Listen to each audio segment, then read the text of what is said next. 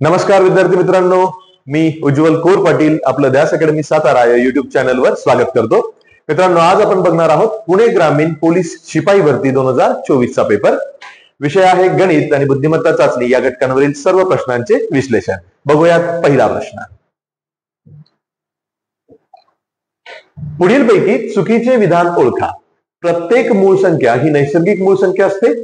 प्रत्येक परिमेय संख्या ही वास्तव संख्या असते. कोणत्याही दोन मूळ संख्यांची बेरीज नेहमी समसंख्याच असते.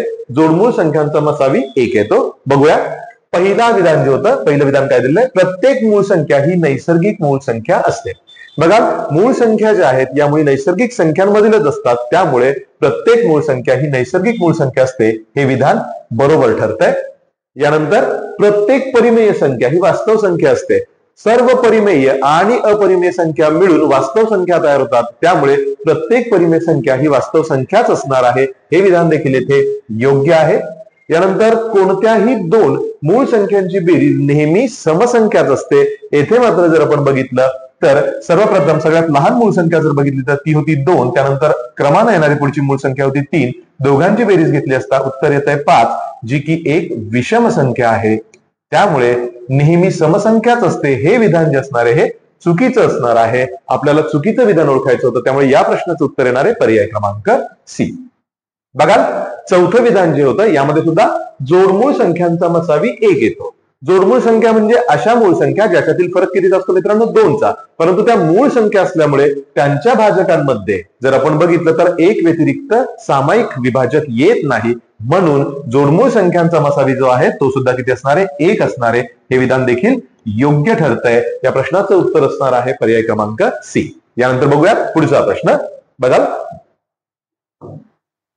ज्या दोन परिमेय संख्यांची बेरीज 0 येते. बघा, कोणत्याही दोन परिमेय संख्यांची बेरीज जर 0 असेल तर त्या संख्या या एकमेकींच्या काय असतात मित्रांनो, विरुद्ध संख्या असतात. उदाहरणार्थ जर बघितलं आपण तर 5 अधिक वजा 5 जर आपण घेतली आणि यांची बेरीज घेतली असता ती जर 0 येते तर 5ची विरुद्ध संख्या वजा 5 आणि वजा 5ची विरुद्ध संख्या किती येते, अधिक 5 येते. या प्रश्नाचं उत्तर येत आहे पर्याय क्रमांक 2, विरुद्ध संख्या. यानंतर बघूया पुढचा प्रश्न. एका टोपलीत काही फुले आहेत. 12 मुलांना प्रत्येकी सारखी फुले वाटली तर 8 फुले उरतात. बघा, 12 मुलांना सारखी फुलं वाटली तर फुलं किती उरतात, 8. थोडक्यात टोपलीतील फुलांना जर 12 ने भाग दिला तर 8 फुलं उरणार आहेत. याच पद्धतीनं जर 14 मुलांना वाटली तर 10 फुले उरतात. थोडक्यात टोपलीतील फुलांना 14 प्रमाणे जर गट केले म्हणजे 14 ने भाग दिला असता बाकी किती उरते, 10 उरते. जेव्हा पहिला भाजक आणि त्याची बाकी याच्यातील फरक आपण बघितला तर 12 आणि 8 मधला फरक 4चा होता. 14 आणि 10 मधील फरक सुद्धा किती चालाय, 4 चालाय. जेव्हा प्रश्न या पद्धतीचा असेल तेव्हा आपल्याकडे या प्रश्नासाठी ट्रिक होती आणि आपल्याला जी कमीत कमी फुलं काढावयाची असतात, थोडक्यात फुलांची संख्या टोपलीतील जर आपल्याला काढावयाची असेल तर यासाठी सूत्र बघा काय होतं, फुलांची संख्या बरोबर जे भाजक आहेत थोडक्यात 12 आणि 14 याचा लसावी घेणार आहे मी इथे आणि यातून भाजक आणि बाकी याचा फरक जो होता हा वजा करणार आहे. बघा, 12 आणि 14चा लसावी घेतला असता 12 आणि हा 14. यात सर्वप्रथम मसावी काढण्याची क्रिया आपण करतो. इकडे 2 ने भाग दिला असता बेसक 12 बेसाती 14. 6 आणि 7ला पुढे भाग जात नाही म्हणून लसावी 7 सकम 42. 42 गुणिले 2 घेतला असता उत्तर आलंय 84. आणि यातून भाजक वजा बाकी. बघा, 12 भाजक असताना बाकी किती होती, 8 होती. किंवा 14 भाजक असताना बाकी किती होती, 10 होती. यातील फरक किंवा यातील फरक हा 4चा येतोय. 84 वजा 4 घेतला असता उत्तर येणार आहे 80. टोपलीत कमीत कमी किती फुले असतील तर 80 फुलं असणार आहेत. उत्तर येत आहे पर्याय क्रमांक सी. यानंतर बघतोय आपण पुढचा प्रश्न. 60 दिवसात संपणारे काम 36 दिवसात पूर्ण करावयाचे असल्यास मजुरांची संख्या पूर्वीच्या किती पट करावी लागणार आहे. मानून घेऊयात 60 दिवस. बघा, 60 दिवस जेव्हा होते तेव्हा मजुरांची संख्या जर x असेल तर आता दिवसांची संख्या 36 झालेली आहे, तर x ची पट जी असणार आहे ती किती असणार आहे. थोडक्यात मजुरांची संख्या जी असणार आहे तिची पूर्वीच्या किती पट करावी लागेल हे आपल्याला विचारलेलं आहे. बघा, चलन कोणतं आहे तर व्यस्त चलन. व्यस्त चलनामध्ये समोरासमोरील पदांचा गुणाकार येतो, कारण दिवसांची संख्या कमी झाली असता मजुरांची संख्या जी असणार आहे तिची पट निश्चितच वाढणार आहे, ते बघायचं आपल्याला. आणि म्हणून मांडणी करताना 60 गुणिले एक्स बरोबर हा 36 गुणिले एक्स गुणिले ही पट. आता ही पट काढायची असेल तर या सगळ्या संख्या मला इकडे घ्याव्या लागणार आहेत, म्हणून पट बरोबर हा होता 60 गुणिले एक्स छेदस्थानी हा 36 गुणिले एक्स येणार आहे. एक्स आणि एक्स कॅन्सल झाला असता, याला जर आपण भाग दिला तर हा येतोय 6 6 36 6 10 60.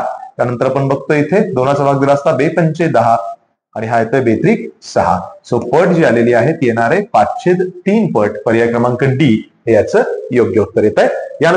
यानंतर बघतोय आपण पुढचा प्रश्न. बघाल, एका त्रिकोणाच्या दोन बाह्य कोनांची मापे अनुक्रमे किती दिली आहेत आपल्याला? 60 अंश आणि 130 अंश दिलेली आहेत. तर त्या त्रिकोणाचा प्रकार कोणता असणार आहे? त्रिकोणाचा बाह्यकोन. बाह्यकोन म्हणजे काय ते सर्वप्रथम समजावून घेऊया. बघा, मी इथे एक आकृती काढतोय.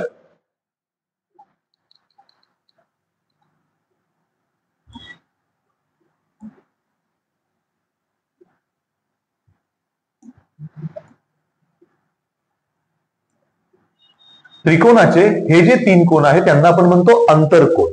आतले कोण जे आहे त्यांना म्हणतो अंतरकोन. आणि हा जो असणार आहे किंवा हा जो असणार आहे इथे किंवा हा जो असणार आहे, राईट, याला म्हटलं जातं त्रिकोणाचं बाह्यकोन. आपल्याला त्रिकोणाचे बाह्यकोन दिलेले आहेत. बघा, याविषयी सगळ्यात महत्वाची बाब काय, तर त्रिकोणाचा अंतरकोन, त्रिकोणाचा अंतरकोन अधिक बाह्यकोन यांची जर बेरीज घेतली आपण तर ती येते 180 डिग्री. थोडक्यात या कोणाची आणि या कोणाची बेरीज घेतली असता उत्तर येतं 180 डिग्री. बघा, आपल्याला दोन बाह्य कोनांची मापं दिलेली आहे. बघा, बाह्यकोन जेव्हा 60 असेल, बाह्यकोन जेव्हा 60 डिग्री असेल तेव्हा त्याचा अंतरकोन जो येणार आहे मित्रांनो तो येणार आहे 180 डिग्री वजा 60. थोडक्यात उत्तर येणार आहे याचं 120 डिग्री. थोडक्यात त्रिकोणाचा एक अंतरकोन जो आहे हा 120 डिग्री आहे, याचा अर्थ 90 डिग्री पेक्षा जास्त आहे. म्हणजेच हा कोन जो असणार आहे हा विशाल कोन असणार आहे. त्रिकोणाचा हा जो प्रकार असणार आहे, या प्रश्नामध्ये दिलेला त्रिकोणाचा, ही आकृती वेगळी आहे. त्रिकोणाचा जो प्रकार विचारलेला आपल्याला तो असणार आहे विशाल कोन त्रिकोण. पर्याय क्रमांक 2 हे असणार याचं उत्तर. यानंतर बघतोय आपण पुढचा प्रश्न. बघाल, एका चौरसाची बाजू 10% वाढवली तर त्या चौरसाचे क्षेत्रफळ किती टक्क्यांनी वाढेल? बघा, हा प्रश्न जो आहे यामध्ये आपल्याला चौरसाची बाजू आणि त्याचं क्षेत्रफळ घेण्यासाठी बाजूचा वर्ग हा फॉर्म्युला वापरतो. त्यामुळे चौरसाची बाजू ही मी 100 न मानून घेता 10 मानून घेतोय. बघा, सोल्युशन फॉर्म्युल. चौरसाची बाजू, चौरसाची बाजू 10 जेव्हा असते तेव्हा त्याचं क्षेत्रफळ जे येतं मित्रांनो ते किती येत आहे? 10चा वर्ग, बाजूचा वर्ग बरोबर किती? 100 येत आहे. आणि आता चौरसाची बाजू 10% वाढवलेली आहे. चौरसाच्या बाजूमध्ये 10%ची वाढ, 100त 10%, तर 10 मध्ये किती? 1 वाढणार आहे. आणि म्हणून चौरसाची जी बाजू आहे ती 10% वाढीनंतर किती होणार आहे? 11 होणार आहे. आणि म्हणून त्याचं क्षेत्रफळ जर आपण घेतलं तर ते क्षेत्रफळ येणार आहे 11चा वर्ग. उत्तर येणार आहे 121 चौरस. जी काही युनिट असणार आहे ते आपण घेणार आहोत. आणि मग यात फरक कितीचा पडला? तर यात फरक पडला आहे 121 वजा 100. थोडक्यात 21% जी होती ही इथे वाढ झालेली आहे. पर्याय क्रमांक 1 याचं उत्तर येत आहे. यानंतर बघतोय आपण पुढचा प्रश्न. नाटकाच्या तिकिटांची किंमत 25% वाढविल्यामुळे खप 15% कमी झाला तर एकूण उत्पन्नात शेकडा वाढ किंवा घट किती झालेली आहे हे आपल्याला काढायचं आहे. बघा, सर्वप्रथम मी काय करतोय, मी तिकिटांची किंमत जी होती, एका तिकिटाची किंमत, किंवा मी म्हणतोय की एकूण तिकिटे जी आहेत ती घेतोय मी इथे 100 आणि तिकिटाची किंमत जी आहे, एका तिकिटाची किंमत ती सुद्धा मी घेतोय 100. आता 100 तिकिटांची एकूण तिकीट 100 होती, तिकिटांची किंमत किती होती? 100 रुपये होती. तर या 100 तिकिटांची एकूण किंमत किती असणार आहे हे मी काढतोय. आणि ही एकूण किंमत काढण्यासाठी या 100ला मला 100 ने गुणावं लागणार आहे. उत्तर आलंय तुमचं 10,000 रुपये. आता एकूण तिकिटे जी होती ही 100 ऐवजी खप काय झालेला आहे? 15% कमी झालेला आहे. तिथे 100 तिकीटं विकली जायची ती 15 न कमी, म्हणजेच एकूण तिकीट आता विक्री जी होती आहे ती एकूण तिकिटे जी आहेत ती 15 न कमी. थोडक्यात 100 वजा 15 जर आपण घेतला येते तर एकूण तिकिटे 85 विकली जात आहेत. आणि तिकिटाची जी किंमत होती ही देखील आपण इथे वाढवलेली आहे. तिकीट किंमत जी होती ती बघूयात मित्रांनो. 25% वाढवली. थोडक्यात आधीचं जे 100 होतं यामध्ये 25 वाढ होणार आहे. तिकिटाची किंमत आता 125 झालेली आहे.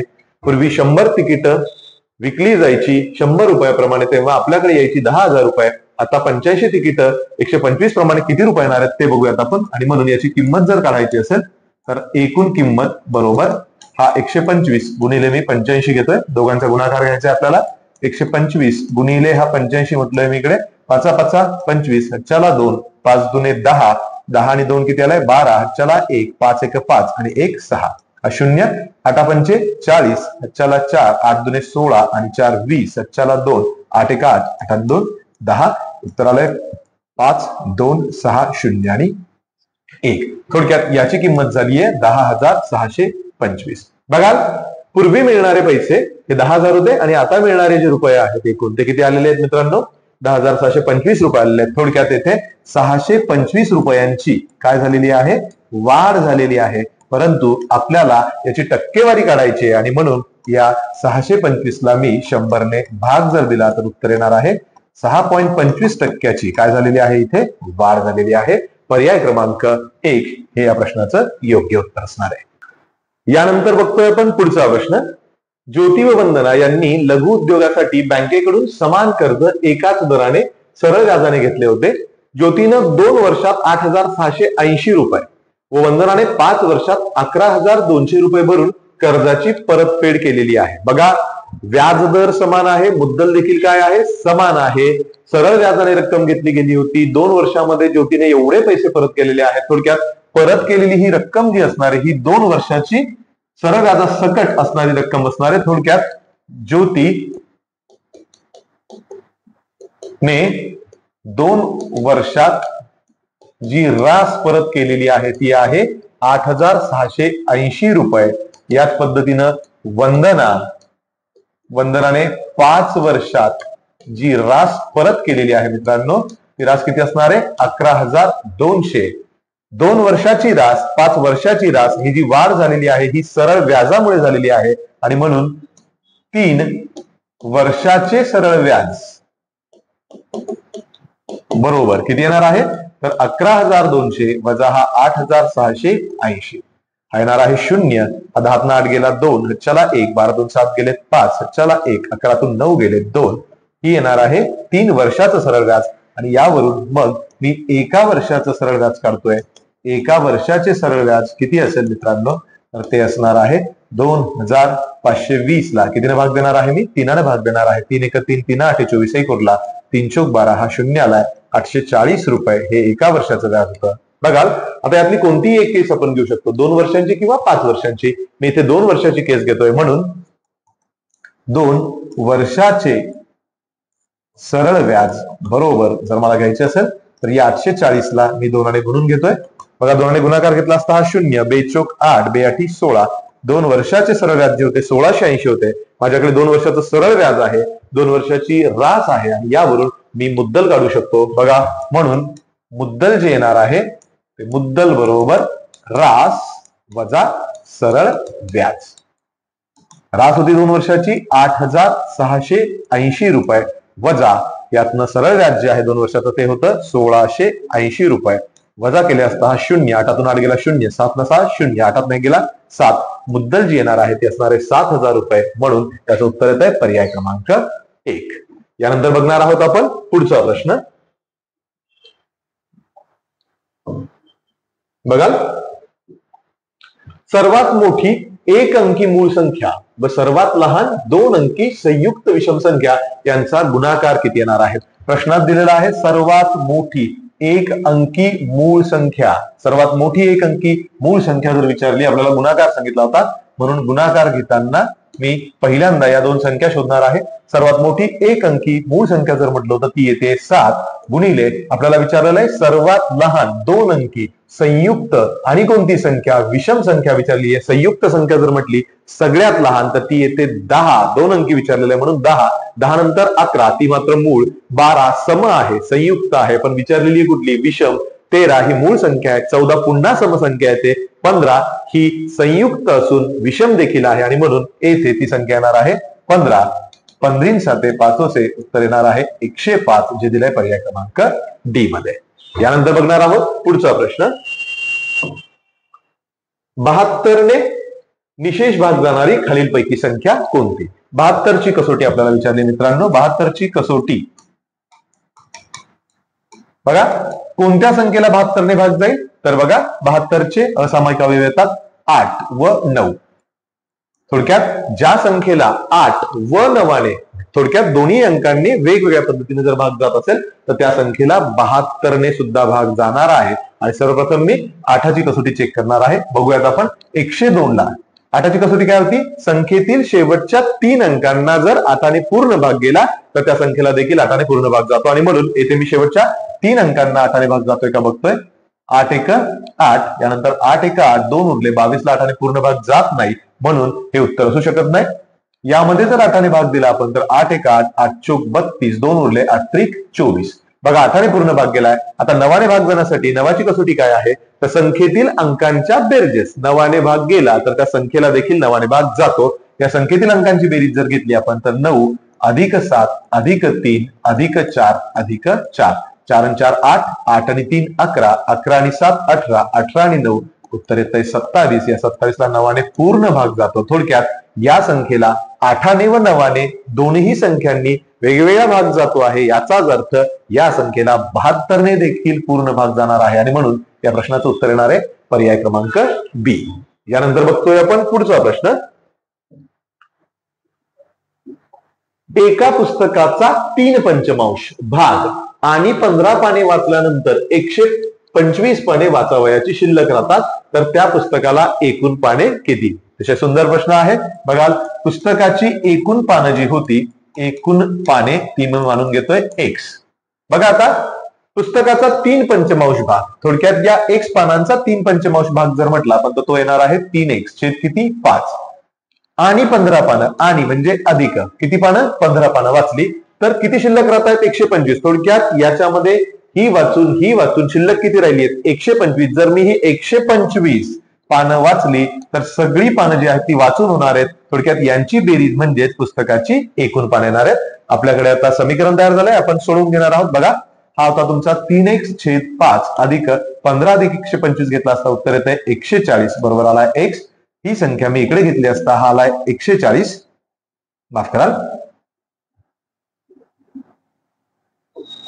140, बरोबर हा होता x वजा 3x छेद 5. तिरकस गुणाकार 5 गुणिले x हा येतोय 5x वजा 3x छेदस्थानी आलाय 5, हा होता 140.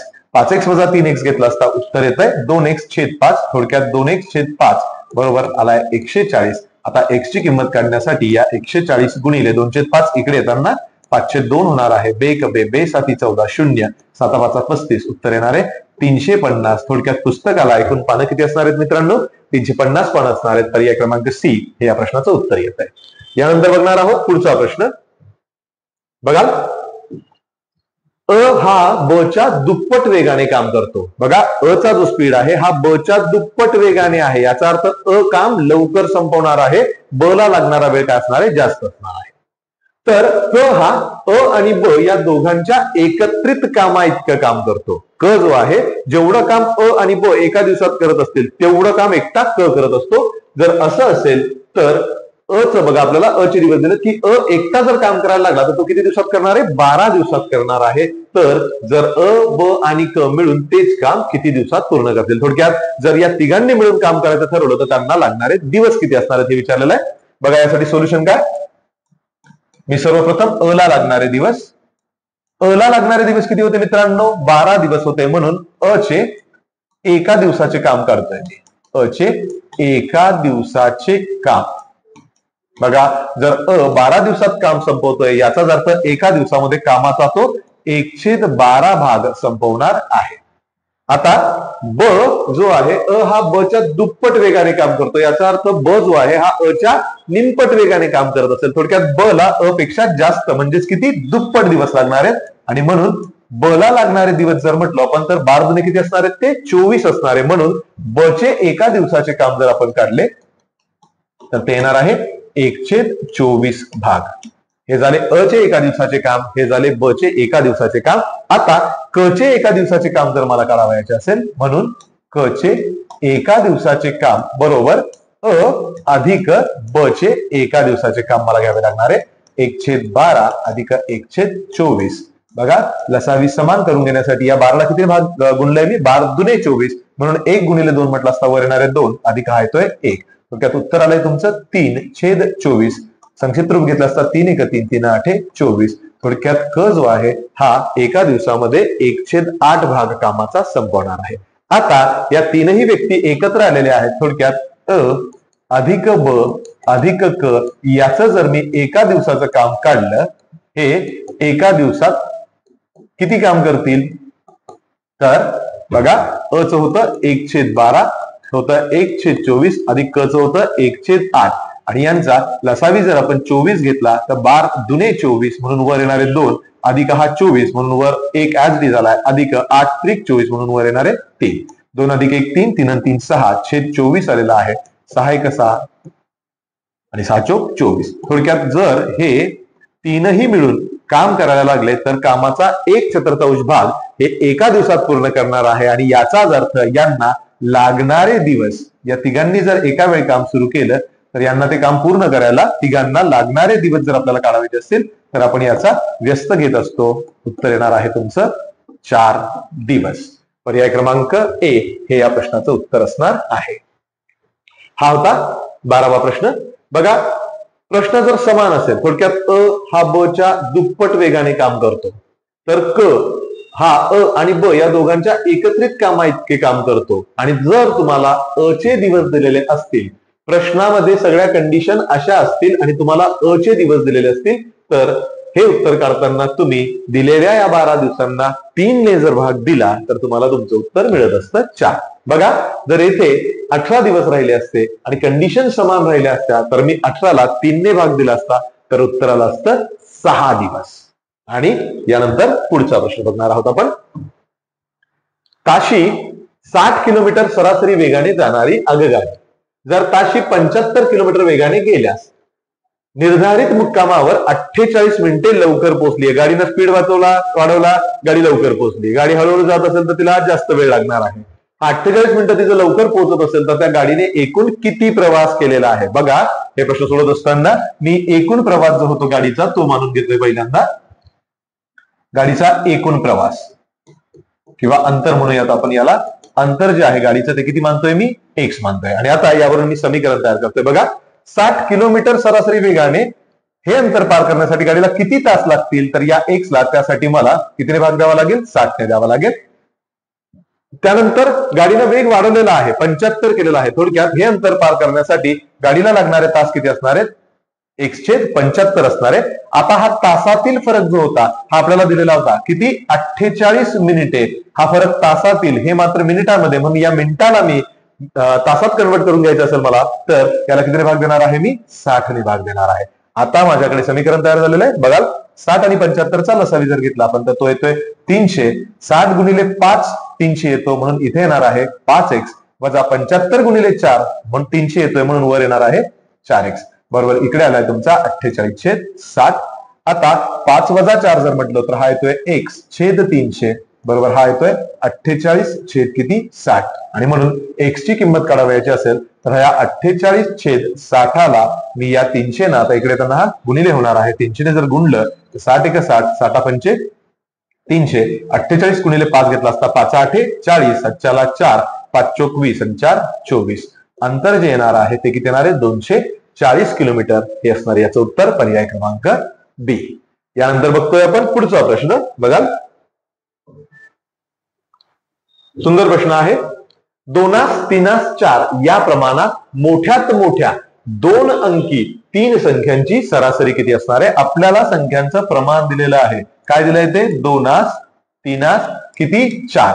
आणि या ज्या संख्या असणार आहेत या काय असणार आहेत? मोठ्यात मोठ्या 2 अंकी संख्या असणार आहेत. बघा, प्रमाणात जर आपण बघितलं तर शेवटचं प्रमाण जे होतं हे 4 पटीत दिलेलं होतं. 4 पटीत येणारी मोठ्यात मोठी 2 अंकी संख्या जर आपण म्हटली तर 24 चोक 96. याचाच अर्थ येथे जी संख्या येणार आहे ती असणार आहे 96. 24ची 4 पट, म्हणून मध्ये येणारी संख्या असणार आहे ती 24 त्रिक किती येणार आहे मित्रांनो 72 येणार आहे, आणि पुढे येणारी संख्या 24 दुने किती येणार आहे 48. थोडक्यात त्या संख्या असणार आहेत 48, 72 आणि 96. बघा आता या संख्यांची आपल्याला काय विचारलेली आहे, सरासरी विचारलेली आहे. या संख्यांची सरासरी घेण्यासाठी आपण यांची बेरीज घेऊन भागिले 3 जर केलं तर यासाठी जास्त वेळ लागणार आहे. तत्पूर्वी बघाल या तीनही संख्या ज्या आहेत या क्रमागत आहेत, याच्यातील फरक जो आहे हा कितीचा आहे 24चा, यातील देखील फरक किती 24चा. जेव्हा संख्या क्रमागत असतात तेव्हा मध्यभागी येणारी संख्या ही त्यांची काय असते सरासरी, आणि म्हणून या तीन संख्यांची सरासरी जर घेतली आपण तर ती येणार आहे 72, जे उत्तर आहे पर्याय क्रमांक बी. यानंतर बघतोय आपण पुढचा प्रश्न. सुंदर प्रश्न. एका काटकोन त्रिकोणाचे क्षेत्रफळ किती दिले मित्रांनो 150 चौरस सेंटीमीटर दिलेलं असून त्यांच्या बाजूंचं जे गुणोत्तर आहे ते दिलंय 3:4:5 या प्रमाणात आहे. तर कर्णाची लांबी किती. आपल्याला माहितीये की 3:4:5 हे प्रमाण जे आहे पायथागोरसचा सिद्धांत जो आहे हा काटकोन त्रिकोणाला लागू होत असतो. दिलेली माहिती आपण सर्वप्रथम बघूया. बाजूंचे जे गुणोत्तर आहे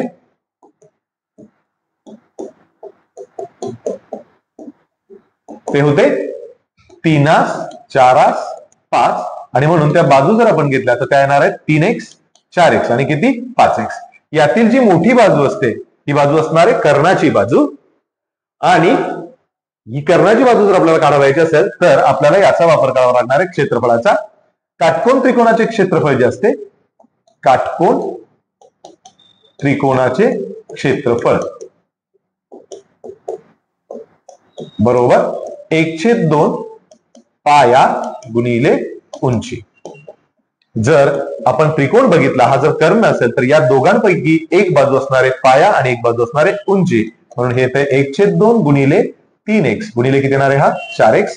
क्षेत्रफळ आपल्याला दिलेलं होतं ते होतं 150 चौरस सेंटीमीटर. हे 150 मी इकडे मांडून घेतलंय.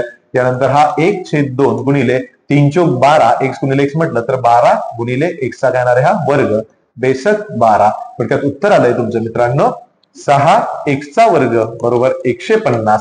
आता x वर्गची किंमत काढण्यासाठी या 6ने याला भाग दिला असता हा येणार आहे 6 6 1 6 6 दुने 12 3 उरले 6 पंचे 30. x स्क्वेअरची किंमत आलेली आहे 25 आणि म्हणून x ची किंमत जर काढायची असेल तर ती असणार आहे 5.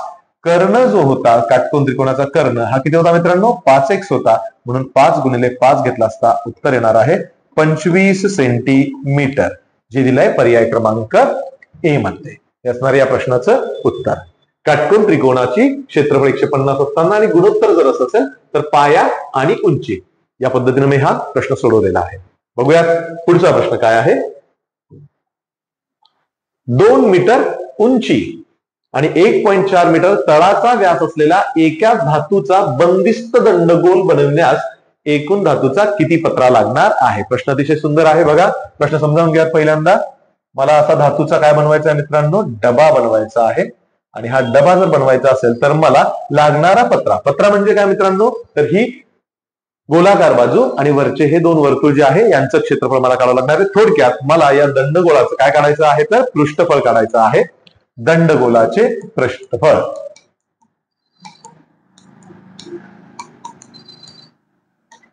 बरोबर 2πr कंसात असतोय तुमचा हा h अधिक r. यामध्ये हा 2 गुणिले पायची किंमत आहे 22/7 गुणिले r जो आहे r म्हणजेच काय मित्रांनो त्रिज्या.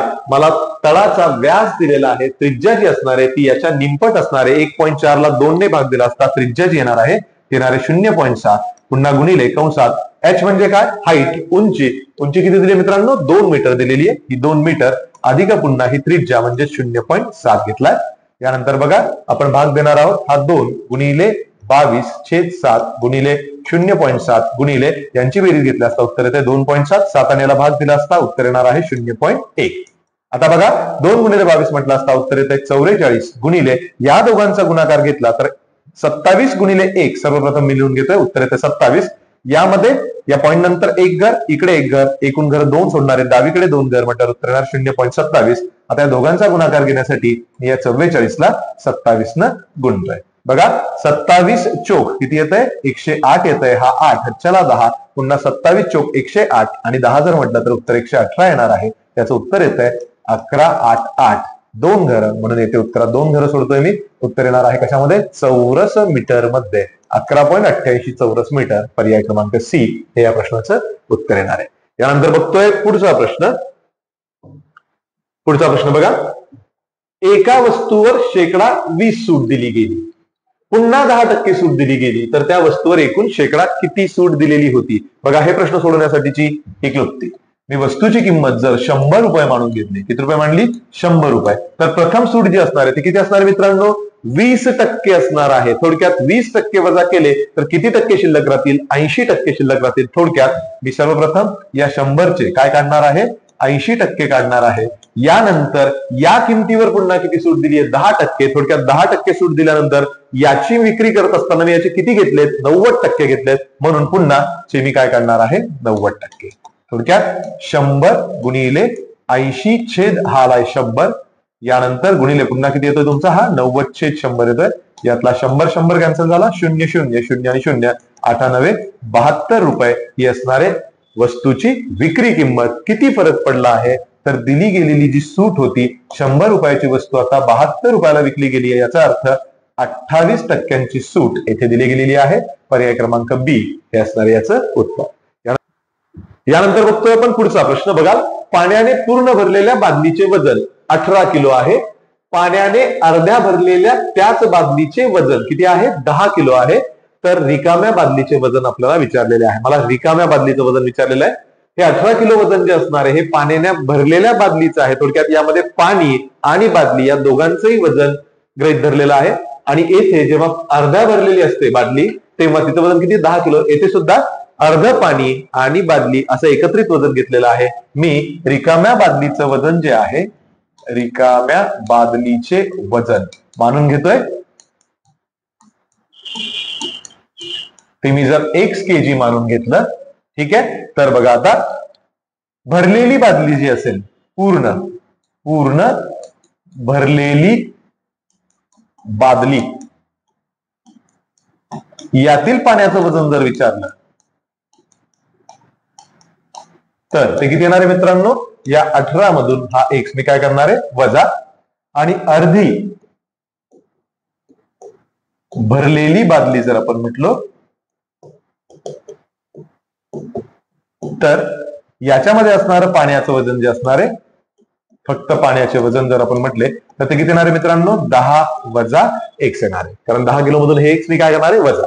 आता बघा, पूर्ण पाणी आणि अर्ध पाणी जर म्हटलो आपण तर या अर्ध्यामध्ये अजून अर्ध भरलं तर पूर्ण होणार आहे. आणि म्हणून समीकरण काय तयार होणार आहे?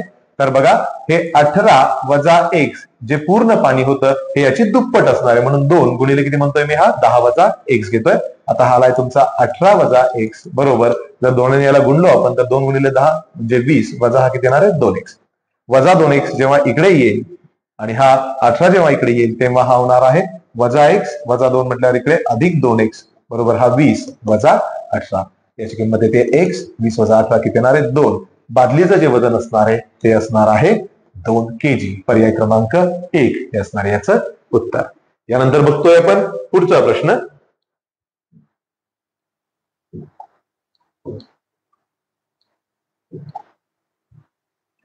तीन 7 11 15 डॅश डॅश डॅश या संख्या मालिकेतील क्रमानं येणारी 40वी संख्या म्हटल्यावर आपल्याला इथं 40वं पद ओळखायचं आहे.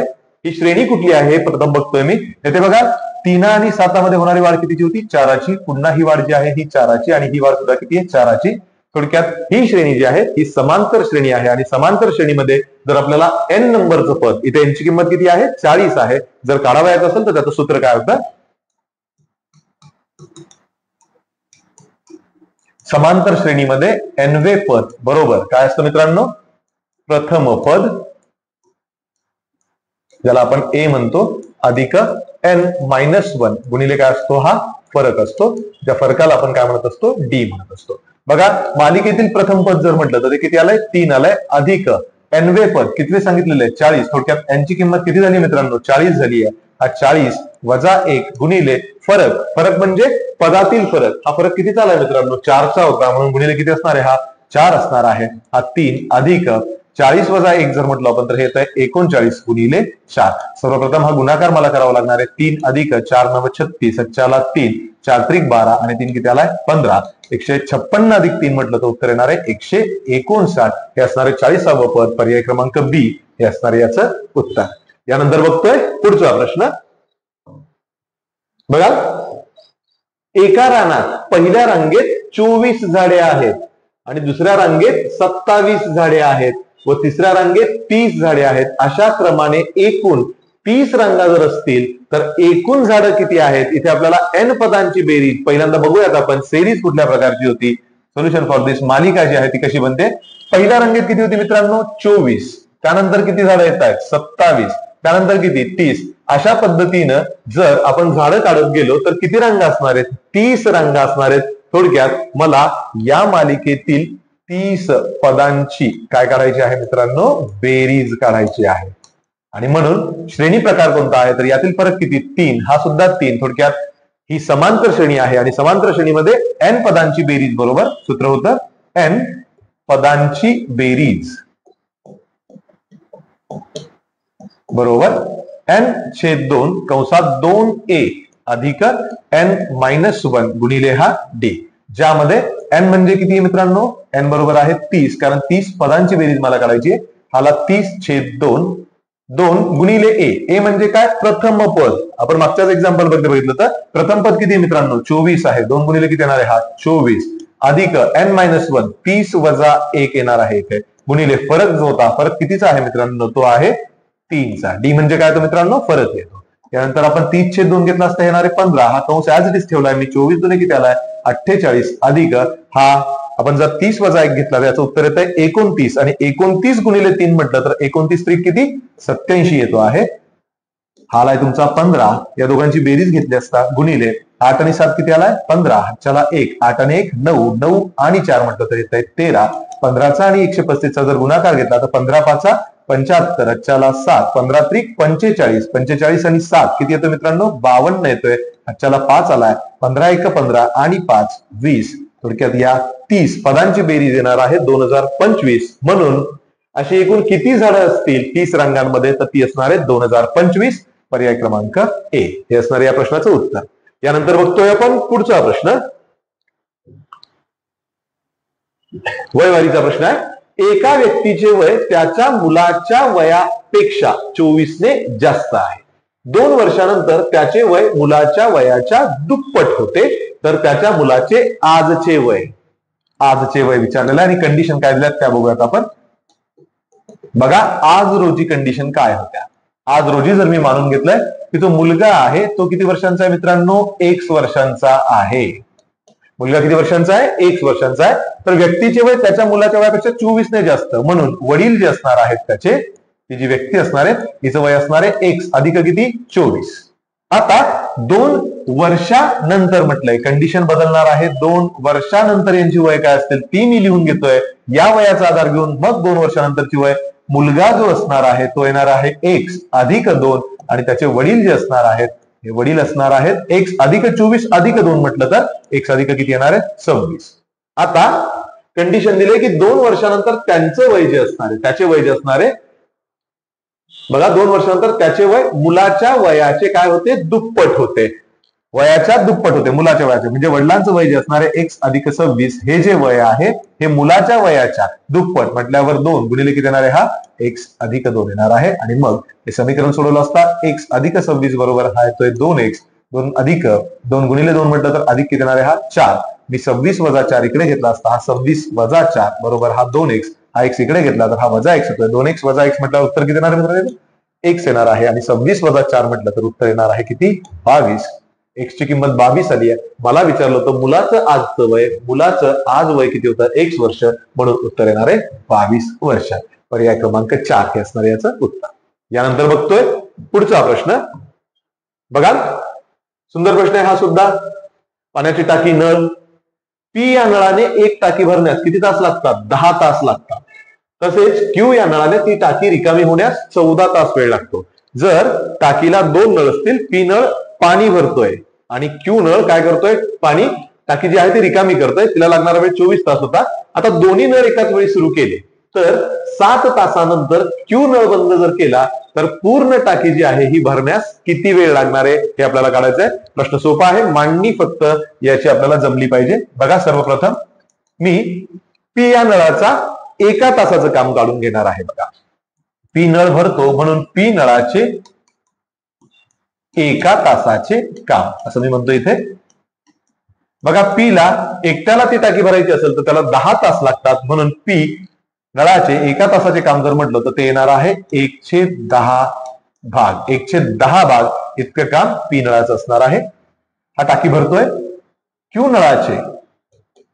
नळाचे एका तासाचे काम जर म्हटलो तर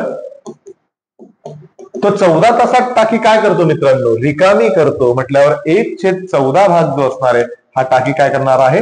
रिकामा करणार आहे. आता दोन्ही नळ एकाच वेळी सुरू केले म्हटल्यावर हा भरतोय आणि हा काय करतोय? रिकामी करतोय टाकी. म्हणून पी अधिक क्यू यांचं एका तासाचं काम जर म्हटलो मी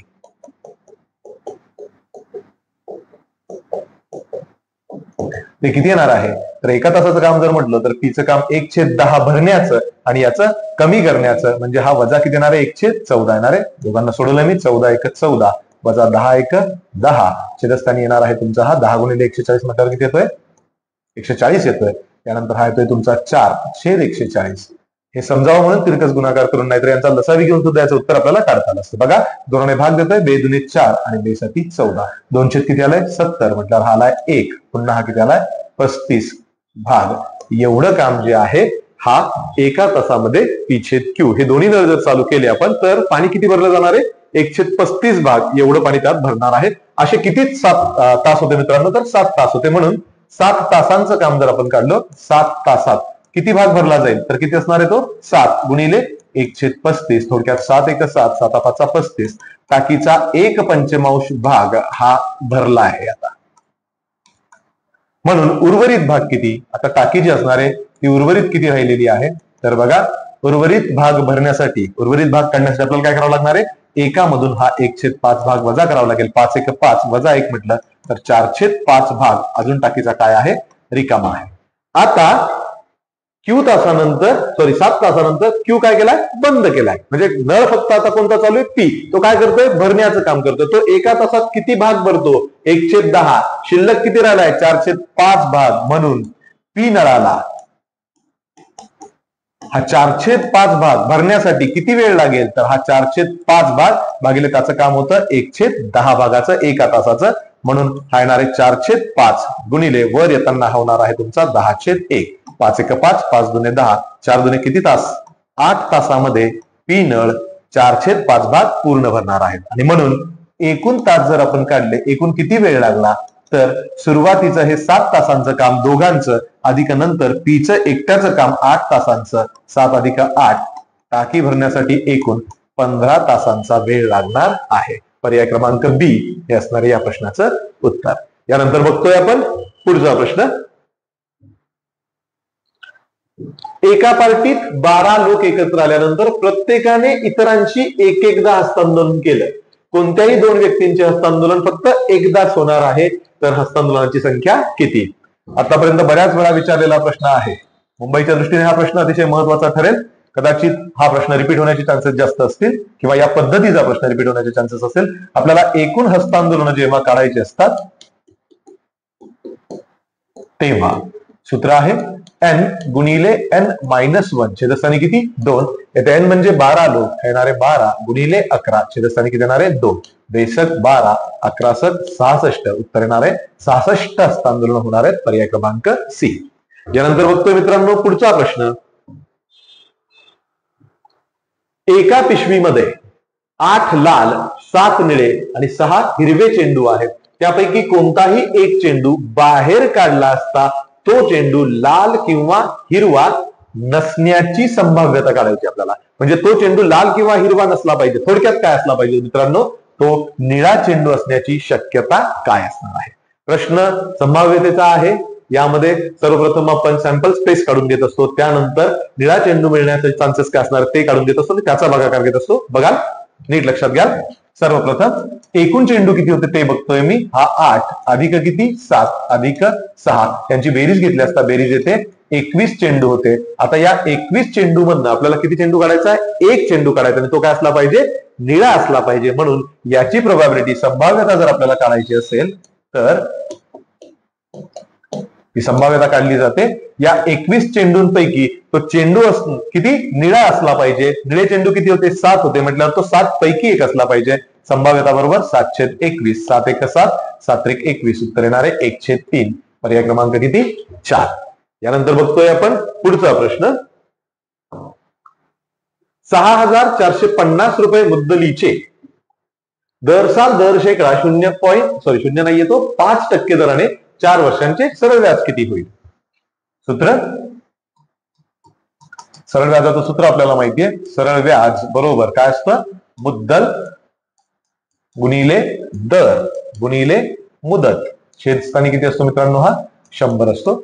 मुद्दल जी दिली आपल्याला ती दिली आहे 6,450 गुणिले दर साल दर शेकडा. दर किती दिलाय मित्रांनो? 5 गुणिले मुदत किती दिली आहे? 4 वर्षांची. हा लाय 4. छेदस्थानी घेतला आणि हा 100. त्यानंतर भाग देतोय मी. 5 1 5, 5 2 10 हा 0, 4 1 4, 4 5 20. पुन्हा 5 भाग दिला असता 5 1 5, हा 5 1 5, 1 उरला.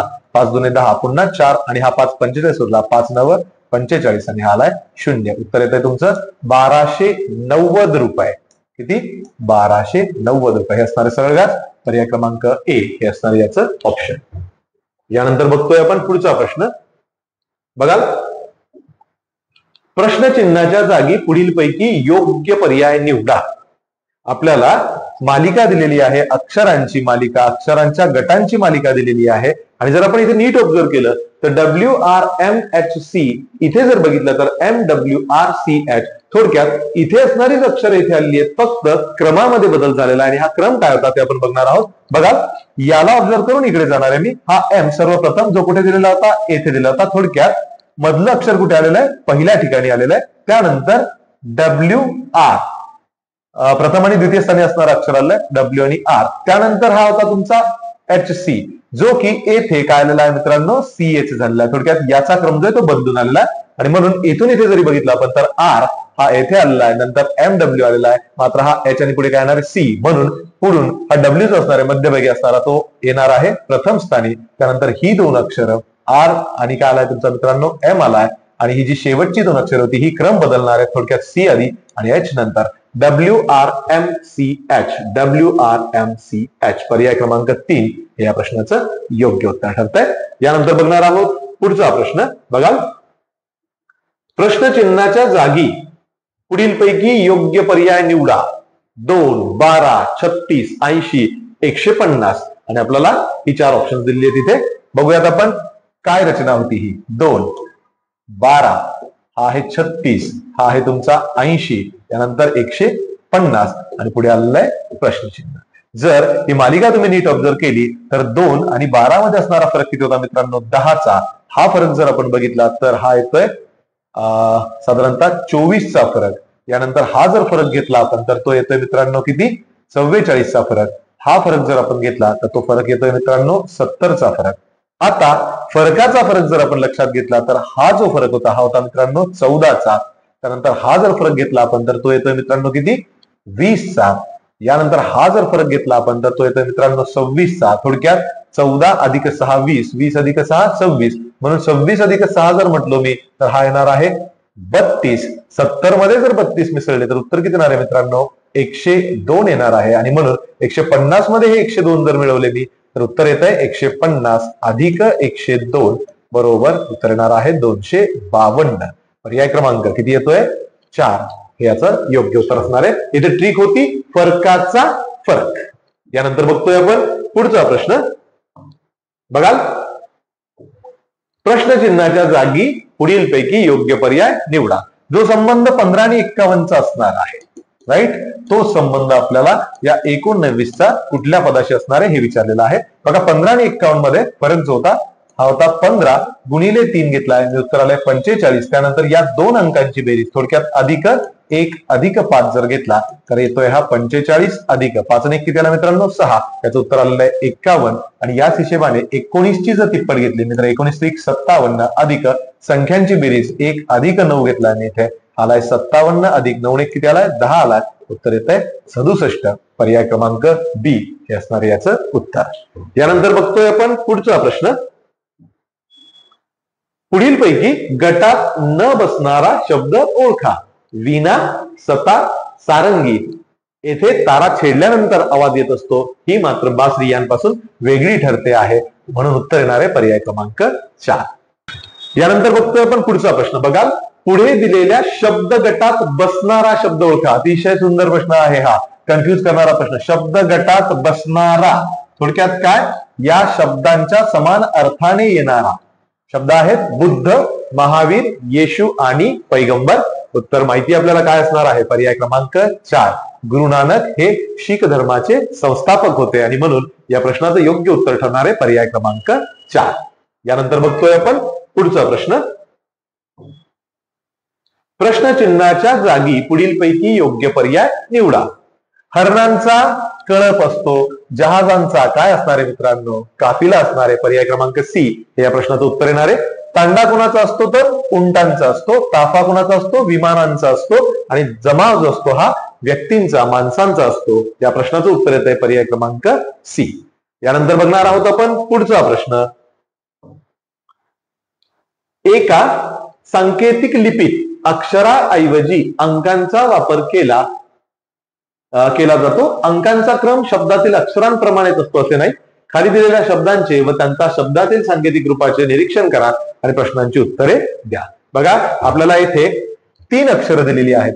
च, र, न. 1, 2, 3 अक्षर. त्यासाठी आलाय 5, 2, 3. बघा, मांडणी जर करून घ्यायची झाली तर च, र आणि न यासाठी 5, त्यानंतर 2 आणि 3 आलाय. त्यानंतर म, क आणि र यासाठी आलेला आहे गट 6, 3 आणि 7चा. त्यानंतर आपण बघतोय च, ट आणि क. उत्तराला इथे किती, त्याचा ग्रुप दिलाय तुम्हाला 6, 2 आणि किती 4चा. हा प्रश्न सोडत असताना, सांकेतिक लिपीचा हा प्रश्न सोडत असताना सर्वप्रथम मी या 2 गटांचा विचार करतोय. 2 शब्दांमध्ये मी पहिल्यांदा कॉमन अक्षर काय होतं, सामायिक अक्षर काय होतं ते बघतोय. याच्यामध्ये जर आपण बघितलं तर र कॉमन आहे. यांमध्ये जर आपण बघितलं तर अंक जो होता हा 3 कॉमन होता. याचाच अर्थ र बरोबर किती येणार आहे, 3 येणार आहे. यानंतर या दोघांचा विचार जर केला तर याच्यामध्ये कॉमन काय होता मित्रांनो, तर क कॉमन होता. यामध्ये आणि यामध्ये कॉमन बघितलं तर काय येतोय, कॉमन 6 येतोय. याचा अर्थ क जो होता याचा अर्थ किती होतोय, 6. बघा, त्यानंतर पुढे याचा आणि याचा विचार केला तर हा च कॉमन होता. याच्यामध्ये आणि याच्यामध्ये कॉमन बघितलं तर काय येतोय मित्रांनो, हा 2 कॉमन येतोय. आणि म्हणून च जो होता यासाठी काय येणार आहे तुमचा 2 येणार आहे. मला विचारलेला शब्द होता मटन. म, ट आणि न. म साठी जर बघितलं तर मी येथे एकच अंक शिल्लक राहिला, तो म्हणजे किती 7. त्यानंतर ट चा विचार केला तर येथे 1 अक्षर 1 अंक राहिला, शिल्लक किती 4. आणि न येथे 1 अक्षर आणि अंक राहिला होता 5. त्यामुळे ज्या पर्यायात हे 3 अंक असतील, थोडक्यात 5, 4 आणि 7, तो पर्याय असणार आहे मटन या शब्दासाठीचा संकेत. पर्याय क्रमांक बी हे याचं योग्य उत्तर ठरत आहे. यानंतर बघणार आहोत पुढचा प्रश्न. सोनालीची मुलगी ही मिहिरचा मुलगा सूरजची कोण आहे, आत्ते बहीण आहे. तर सोनाली सूरजच्या आईची कोण असणार आहे. बघा, सोनाली, तिची मुलगी, सोनालीची मुलगी, मिहिरचा मुलगा, मिहिरचा मुलगा, मिहिरचा मुलगा कोण, सूरज. त्याची कोण असणार आहे, आत्ते बहीण. याची ही कोण आहे मित्रांनो, आत्ते बहीण आहे. याचाच अर्थ सोनाली जी आहे ही या मुलाची कोण असणार आहे, आत्या. थोडक्यात मिहिरची ही सोनाली कोण असणार आहे, बहीण असणार आहे. राईट. तर सोनाली सूरजच्या आईची, सूरजची कोण, आई, सूरजची कोण, आई. या सूरजच्या आई सोबत या सोनालीचं नातं काय असणार आहे, मिहिरचा मुलगा सूरज, त्याची आई म्हणजे मिहिरची कोण झाली, ही बायको झाली.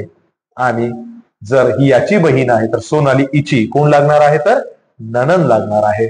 पर्याय क्रमांक 4 हे असणार या प्रश्नाचं उत्तर. यानंतर बघतोय आपण पुढचा प्रश्न.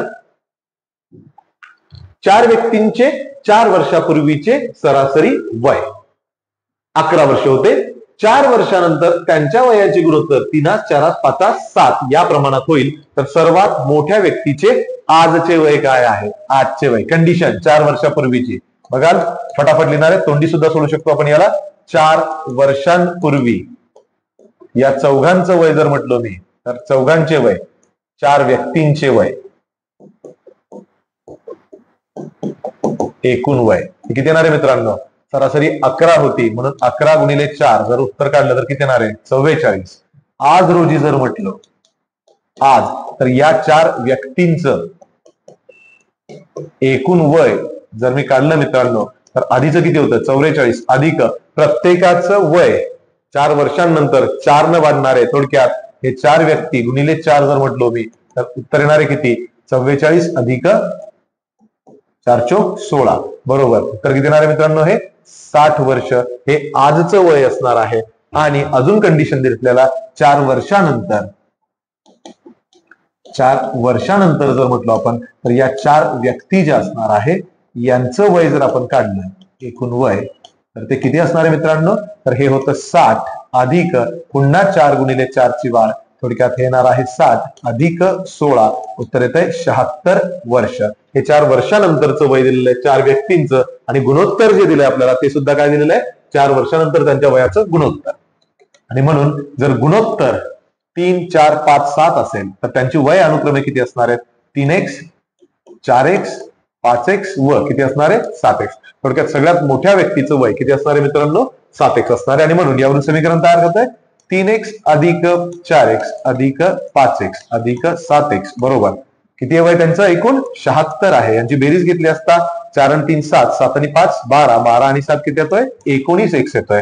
बरोबर आलाय हा 76. x ची किंमत जर म्हटलो तर 76/19. x ची किंमत काढण्यासाठी 19 याला भाग द्यावा लागणार आहे. 19 चोक 76. x ची किंमत किती आली आहे? 4 आलेली आहे.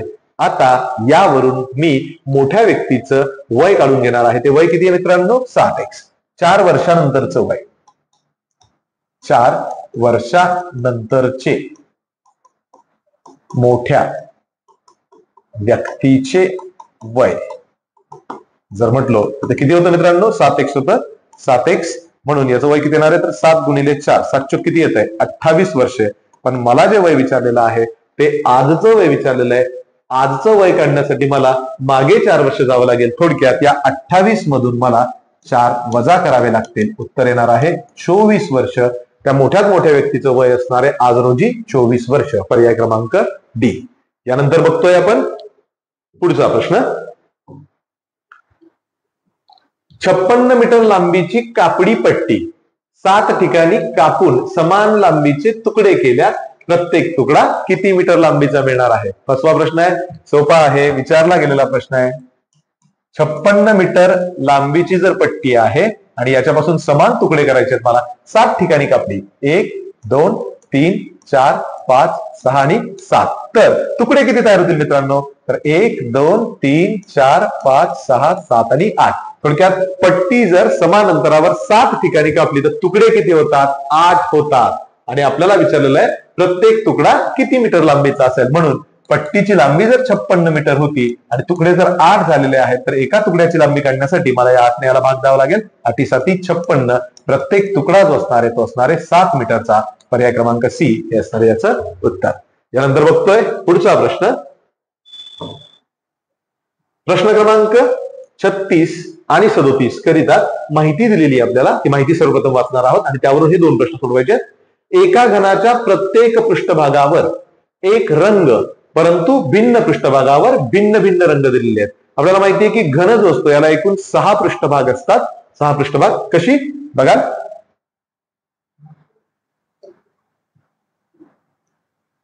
हा झाला तुमचा घन. या सुद्धा याच्या बाजू असणार आहेत. या मी मुद्दामून या पद्धतीने दाखवतो मित्रांनो. हा झाला घन. आता आपल्याला काय दिलेलं आहे माहिती वाचून घेऊयात आपण. पृष्ठभागावर एक रंग परंतु भिन्न पृष्ठभागावर भिन्न भिन्न रंग आहेत. थोडक्यात प्रत्येक जो पृष्ठभाग असणार आहे, बाजू असणार, याचा रंग वेगळा असणार आहे. निळा व हिरवा यांच्यामध्ये पांढरा रंग आहे. निळा व हिरवा. जर मी याला निळा म्हटलं, म्हणजे थोडक्यात ही समोरची बाजू जी आहे हिला जर मी निळा म्हटलं मित्रांनो, तर निळा व हिरवा यांच्यामध्ये पांढरा रंग आहे. थोडक्यात काय, ही बाजू आणि ही किंवा ही बाजू लगतची घेता येणार नाही. याचा अर्थ निळ्याच्या विरुद्ध बाजूला जर म्हटलं आपण तर बघा, निळा व हिरवा यांच्यामध्ये पांढरा रंग आहे म्हणून हा जर निळा असेल तर पलीकडची बाजू जी असणार आहे ती काय असणार आहे मित्रांनो, हिरवी बाजू असणार आहे.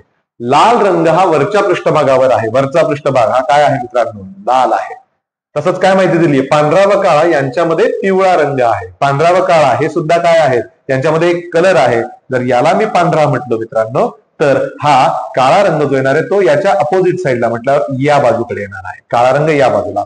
आता या दोघांमध्ये पिवळा रंग होता, पांढरा आणि काळा याच्यामध्ये खालच्या बाजूला जर म्हटलं तर कोणता रंग येणार आहे, पिवळा रंग येणार आहे. खालची पृष्ठभाग जो असणार आहे हा पिवळ्या रंगाचा असणार आहे. आता बघूया पिवळ्या रंगाच्या विरुद्ध बाजूला कोणता रंग असेल. हा जर खालचा पिवळा असेल तर विरुद्ध बाजूला म्हणजे वरच्या बाजूला रंग कोणता आहे, लाल आहे. आणि म्हणून या प्रश्नाचं उत्तर येणार आहे पर्याय क्रमांक डी. त्याच पद्धतीनं हिरव्या रंगाच्या विरुद्ध बाजूला कोणता रंग असेल, हिरवी बाजू. हिरवी बाजू कुठली मित्रांनो, ही. हिरव्या बाजूच्या विरुद्ध बाजूला कोणता रंग आलेला आहे, निळा रंग आलेला आहे. आणि म्हणून याचं उत्तर असणार आहे पर्याय क्रमांक बी. सो ही होती ही 2 प्रश्न. यानंतर बघतोय पुढचा प्रश्न. 340 पानांच्या पुस्तकावर पान क्रमांक घालण्यात 3 हा अंक किती वेळा वापरावा लागेल. याचं सोल्युशन बघूयात आपण. बघा आपल्याला माहितीये की 1 ते 100 या पानांमध्ये 1 ते 100 अंकांमध्ये 3 हा जो अंक येतो तो किती वेळा येतो मित्रांनो, 20 वेळा येतो. याच पद्धतीनं जर आपण पुढे गेलो तर 101 ते 200 मध्ये सुद्धा जर आपण बघितलं तर हा अंक किती वेळा येणार आहे, 20 वेळा येणार आहे. मात्र 201 ते 300 जर म्हटलो, शेवटी 300 असल्यामुळे हा अंक किती वेळा येणार आहे मित्रांनो, 21 वेळा येणार आहे. आणि यानंतर 301 ते 340 या दरम्यान किती वेळा अंक येईल तर बघा 301 ते 340 मधील सर्वप्रथम 3 हा अंक 40 वेळा येणार आहे. म्हणून हे 40 अधिक 301 ते 340 मध्ये हा 3 वगळता किती अंक येतील तर असे 14 अंक येतात. हे 14 अंक जर घेतले तर उत्तर येत आहे एकूण किती, 54 वेळा. आणि आता याची बेरीज जर घेतली आपण तर 20 अधिक 20 अधिक 21 जर म्हटलं तर हे येत आहे 61 अधिक हे 54 अंक जर म्हटलं आपण तर 4 आणि 1 5, 6 आणि 5 11. उत्तर येणार आहे 115 वेळा हा 3 अंक येणार आहे पर्याय क्रमांक बी. यानंतर बघतोय पुढचा प्रश्न. प्रत्येकाला 4 प्रमाणे गोळ्या वाटल्यास 1 गोळी उरते. त्याच गोळ्या प्रत्येकाला 3 प्रमाणे वाटल्यास 12 गोळ्या बाकी उरतात. तर एकूण गोळ्या किती. प्रश्नाबाबत शंका आहे. उत्तर दिलंय पर्याय क्रमांक 4. बघूयात आपण. प्रत्येकाला 4 प्रमाणे गोळ्या वाटल्यास 1 गोळी उरते. एकूण गोळ्या किती घेतल्या, 45. जर आपण 45 हे उत्तर योग्य मानलं तर याला 4 ने भाग दिला असता 11 चोक किती, 44 गोळ्या वाटून होणार आहेत. आणि यामध्ये किती गोळी शिल्लक राहते, 1 गोळी शिल्लक राहते आहे. परंतु जर या 45ला आता गोळ्या किती प्रमाणे वाटणार आहेत आपण, 3 प्रमाणे वाटणार आहेत. प्रत्येकाला 3 गोळ्या. पण 45 गोळ्यांना 3 ने भाग दिला तर हा भाग पूर्ण जातोय. खरं तर 15 व्यक्तींना या 45 गोळ्या उरणार आहेत. कारण 3 1 3 15 अधिक 45 येथे शिल्लक गोळ्या ज्या आहेत या राहत नाहीयेत. आणि म्हणून या प्रश्नाचं उत्तर 45 दिलंय. परंतु कंडिशन मात्र हा 3 किंवा 4 सॅटिस्फाय करताना दिसत नाहीये. 4साठी ही कंडिशन सॅटिस्फाय होते पण 3साठी होत नाहीये. इथे 65 35 आणि 44 साठी जर बघितलं तर 4ची कंडिशन तिघांसाठीही इथे लागू होत नाहीये. पर्याय क्रमांक 4 हे याचं उत्तर दिलेलं आहे. बघूयात आपण. वर्गात गुरुजींनी काही सूचनांसाठी अंक वापरले. जसे 1 म्हटले की उठा, 2 म्हटले की हात वर करा आणि 3 म्हटले की जाग्यावर उडी मारा. सूचना आहेत या. 1 म्हटल्यावर उठा, त्यानंतर 2 म्हटले की हात वर करा आणि 3 म्हटले की जाग्यावर उडी मारा. याप्रमाणे खालील सूचना दिल्यास मुलांनी उठल्यानंतर किती वेळा उडी मारली. उठल्यानंतर किती वेळा उडी मारली. उठण्यासाठी कोणता अंक आहे मित्रांनो, 1. आणि उठल्यानंतर उडीसाठी जर म्हटलं तर किती अंक होतात, 3. थोडक्यात एकानंतर 3 हा किती वेळा आलाय हे आपल्याला इथे काढायचं आहे. बघा एकानंतर 3, एकानंतर 3 हा आलाय पुन्हा एक, एकानंतर 3, पुन्हा या एकानंतर 3, पुन्हा या एकानंतर 3, पुन्हा या एकानंतर 3, पुन्हा एकानंतर 3 आणि सरते शेवटी एकानंतर 3. किती वेळा आहेत मित्रांनो, 1 2 3 4 5 6. सो 6 वेळा मुलांनी उठल्यानंतर उड्या मारलेल्या आहेत. पर्याय क्रमांक सी हे या प्रश्नाचं उत्तर ठरतंय. यानंतर बघणार आहोत आपण पुढचा प्रश्न. गटात न बसणारा पर्याय ओळखा. माहिती आपल्याला विज्ञानाशी संबंधित आहे. सिल्वरची संज्ञा जी आहे चांदीची ती काय आहे? Ag आहे. गोल्ड साठी संज्ञा काय? Au आहे. कॉपर साठी संज्ञा काय आहे मित्रांनो? Cu आहे. मर्क्युरीचा अर्थ काय होतो? पारा होतो. आणि पाऱ्यासाठीची जी संज्ञा होती ती होती Hg. त्यामुळे पर्याय क्रमांक 4 हा गटात न बसणारा शब्द असणार आहे. यानंतर बघणार आहोत पुढचा प्रश्न. बघाल, गटात न बसणारा पर्याय ओळखा. तीन संख्या दिल्यात. संख्यांकडे जर बघितलं तुम्ही आपापसात संबंध शोधून बसला तिथे तर उत्तर मिळणार नाही. त्याला जर आपण नीट ऑब्झर्व केलं तर आपल्या लक्षात येईल या ज्या संख्या आहेत या पायथागोरसचे जे प्रमेय आहेत हे काय करतात? सॅटिस्फाय करतात. थोडक्यात 9चा वर्ग अधिक 40चा वर्ग घेतला असता उत्तर येतंय 41चा वर्ग. येथे जर बघितलं आपण तर 18चा वर्ग अधिक 24चा वर्ग घेतला तर उत्तर येतंय 30चा वर्ग. त्यानंतर येथे जर बघितलं आपण तर 11चा वर्ग अधिक 60चा वर्ग घेतला तर उत्तर येतंय 61चा वर्ग. येथे मात्र लहान संख्या 15 आणि 20 थोडक्यात 15चा वर्ग अधिक 20चा वर्ग जर घेतला तर हे उत्तर 30च्या वर्गासोबत जुळत नाही. हा येतोय 225, हा येतोय 400 आणि 30चा वर्ग असतो 900. थोडक्यात हे जे आहे पर्याय क्रमांक B जो आहे हा गटात न बसणारा पर्याय असणार आहे, कारण पायथागोरसचा प्रमेय इथे प्रूव्ह होत नाही. यानंतर बघतोय आपण पुढचा प्रश्न. गटात न बसणारा पर्याय ओळखा. 4 पर्याय दिलेले आहेत. बघा, नंबरिंग जर केलं याचं तर ईचा नंबर होता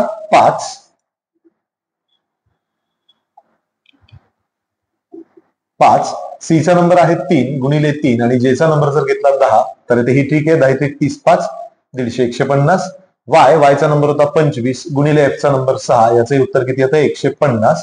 त्याच पद्धतीने जे 10 गुणिले ओचा नंबर होता 15 उत्तर येतंय 150. पण इथे जर आपण बघितलं तर 20 गुणिले 3 गुणिले 2 जर घेतलं तर याचं उत्तर येतंय 120. थोडक्यात गुणाकारात हा पर्याय वेगळा होता म्हणून याचं उत्तर आलंय पर्याय क्रमांक 4D.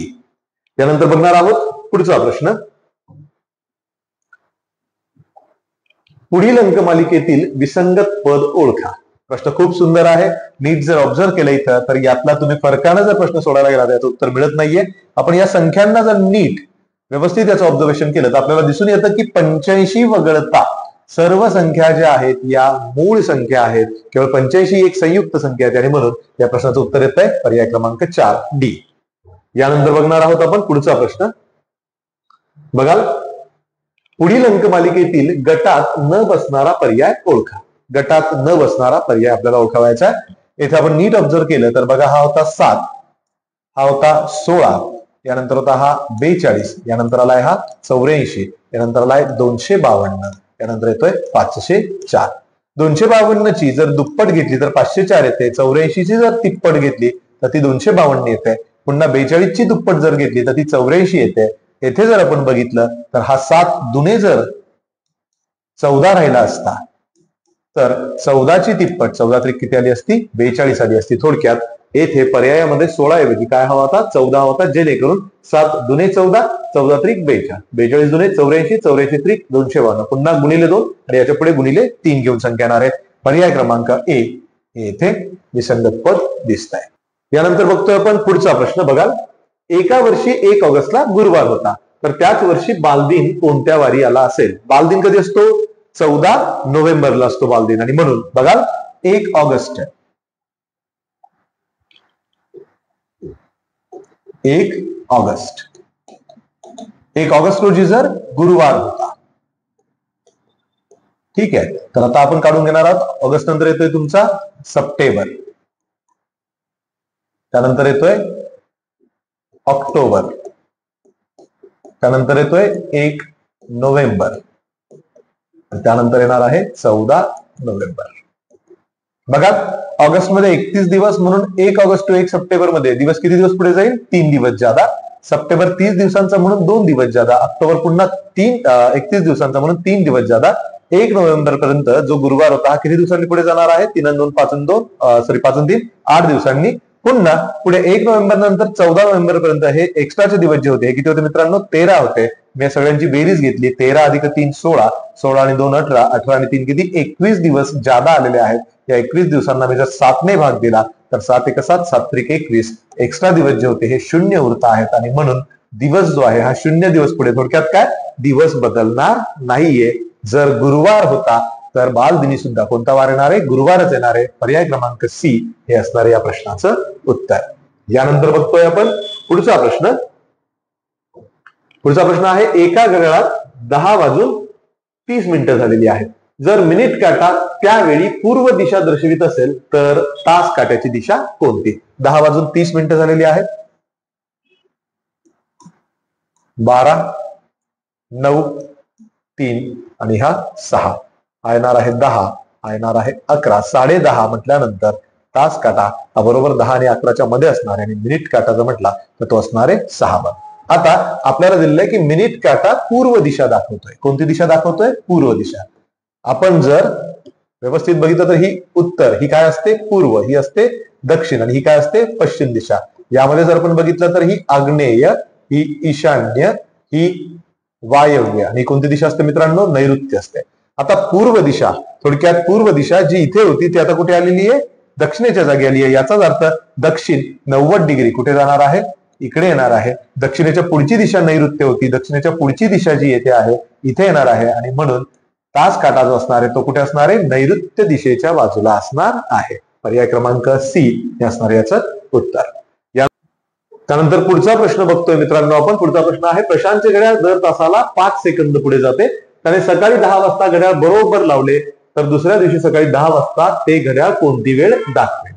5 सेकंद दर तासाला पुढे जाते. सकाळी 10 ते दुसऱ्या दिवशी किती? 10. या 10 ते 10 दरम्यान 24 तास होतात. 24 तास आहेत. या 24 तासांमध्ये प्रत्येक तासाला ते घड्याळ किती पुढे जाणार आहे? तर 5 सेकंद. म्हणून 24 तासांमध्ये गुणिले किती? 5 सेकंद एवढं ते पुढे जाणार आहे. 24 गुणिले 5 घेतला असता 120 सेकंद उत्तर येतं. 120 सेकंदांनी ते पुढे गेलं असेल ऍक्च्युअल वेळेपेक्षा. 120 सेकंद म्हणजे किती मिनिटं झालेत? 2 मिनिटं. थोडक्यात घड्याळामध्ये 10:02 झालेली असतील. पर्याय क्रमांक सी हे असणार याचं उत्तर. यानंतर बघतोय आपण पुढचा प्रश्न. बघाल, जर सी बरोबर 3, जर सी बरोबर 3, CAT 3, 1 आणि 20 या सगळ्यांची बेरीज घेतली असता बेरीज किती आली मित्रांनो? 24 आली असेल. तर फॉल्ट या शब्दासाठी मी एफ चा नंबर बघितलाय किती आलाय? तो 6 अधिक ए चा नंबर 1 अधिक यू चा नंबर किती आलाय? 21 अधिक एल चा नंबर किती येतोय मित्रांनो? 12 अधिक टी चा नंबर किती येतोय? पुन्हा 20 येतोय. आणि यांची बेरीज जर आपण घेतली तर बेरीज 6 अधिक 1 7, 7 आणि 21 28, 28 आणि 12 40, 40 आणि 20 उत्तर येणार आहे तुमचं 60 जे दिलंय पर्याय क्रमांक ए मध्ये. यानंतर बघतोय आपण पुढचा प्रश्न. बघाल, शेवटचा प्रश्न आहे, समजा तुम्ही वायव्य दिशेस तोंड करून उभे आहात. दिशा जर आपण व्यवस्थित बघितल्या तर ही येते उत्तर दिशा, ही येते पूर्व, ही येते पश्चिम आणि ही येते दक्षिण. याच पद्धतीने उपदिशा जर म्हटल्या तर आ, ई, वा, नाही. ठीक आहे. आता आपण, मी स्वतः असं दिलेलं आहे तिथे, तुम्ही वायव्य दिशेस तोंड करून आहात. वायव्य दिशा म्हणजे या दिशेला जर माझं तोंड असेल तर प्रथम तुम्ही डावीकडे, डावीकडे म्हणजे कुठे? या बाजूला डाव्या हाताला किटे वळलात? काटकोनात. काटकोनात वळल्यानंतर सर्वप्रथम इकडे काटकोनात वळल्यानंतर आता माझं तोंड कुठे असणार आहे? नैऋत्य दिशेस असणार आहे. नंतर उजवीकडे दोनदा, उजवीकडे म्हणजे कुठे? वरच्या बाजूला दोनदा काटकोनात. थोडक्यात पहिल्यांदा काटकोनात वळेल तेव्हा पुन्हा वायव्य दिशा, पुन्हा काटकोनात वळल्यानंतर माझं तोंड जे असणार आहे आता ते कोणत्या दिशेत असणार आहे मित्रांनो? तर ईशान्य दिशेस असणार आहे. पर्याय क्रमांक 1 हे असणार आहे या प्रश्नाचं उत्तर. बघा मित्रांनो, आपण जवळजवळ 50 प्रश्न जी होती या प्रश्नपत्रिकेमध्ये दिलेली होती. पुढे ग्रामीण पोलीस भरतीचा हा पेपर होता. ही 50 प्रश्न आणि त्याचं विश्लेषण तुम्हाला दिलेलं आहे. यातला एक प्रश्न फक्त आपल्याला जो 4 ने भागला असता बाकी 1 उरते आणि 3 ने भागला असता बाकी 12 उरते. हा प्रश्न वगळता सर्व प्रश्नांची उत्तरं जी आहेत ही बरोबर होती आणि आपण ती सोडवून घेतलेली आहेत. हे विश्लेषण तुम्हाला कसं वाटलं हे कमेंटमध्ये नक्की सांगणार आहात. तुम्हाला गणित आणि बुद्धिमत्तेची ही प्रश्न मिळालेली आहेत. याच पद्धतीने तुम्हाला जर मराठी आणि जीएसटी प्रश्न हवे असतील तर तुम्ही आपल्या चॅनलला सबस्क्राईब करून घ्या. तुम्हाला मराठी आणि जीएसटी अतिशय उत्कृष्ट पद्धतीने विश्लेषण केलेली प्रश्न बघाव्यास मिळतील. आपल्या चॅनलला लाईक करायला विसरू नका. पुन्हा भेटणार आहोत पुढचा पेपर घेऊन. तोपर्यंत धन्यवाद.